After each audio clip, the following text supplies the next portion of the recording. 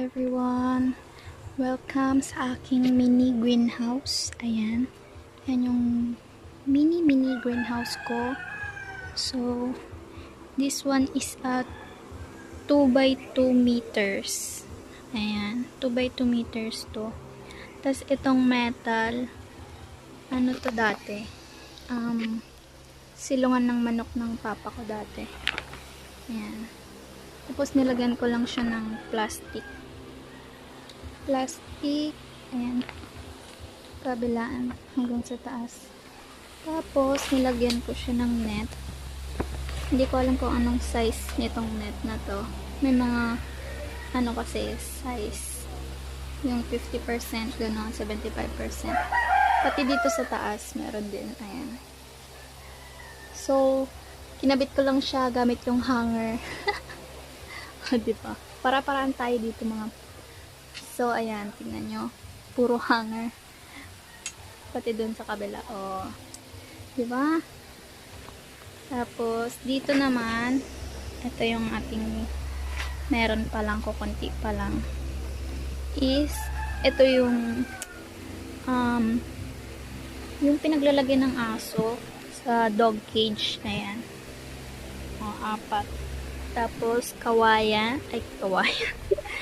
Kahoy na 2 by 2 by 1. Ayan.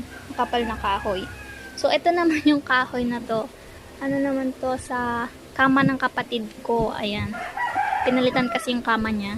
So, pwede pa naman yung kahoy. Kaya, ayan ang ginamit ko. Diba?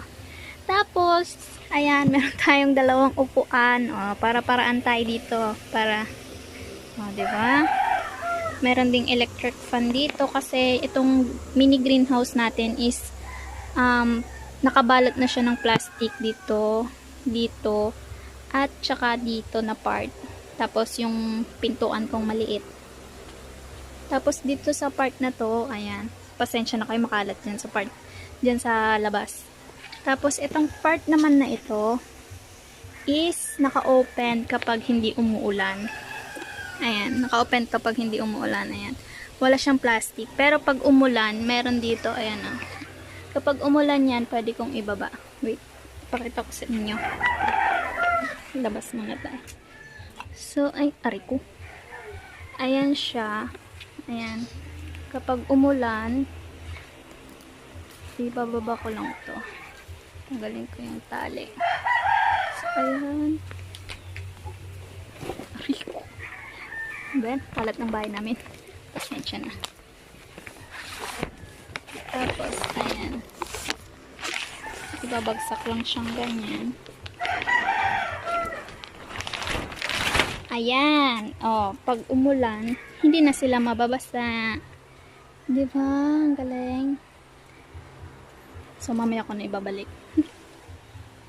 Tapos, meron pang dito na part naman. Ayan. Ito yung unang greenhouse ko.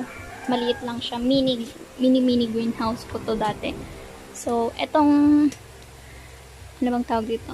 Etong plastic rack na to, nabili ko to sa Novo. Ayan. Kung meron kayong Novo, tignan nyo, baka may ganito din sila. O, diba? Tapos, pinagdugtong-dugtong ko gamit yung nylon tie. Tsaka ko din siya binalot ng ayan o, net at saka plastic. Gamit lang ang scotch tape. Ayan, pasensya na sa kuko ko.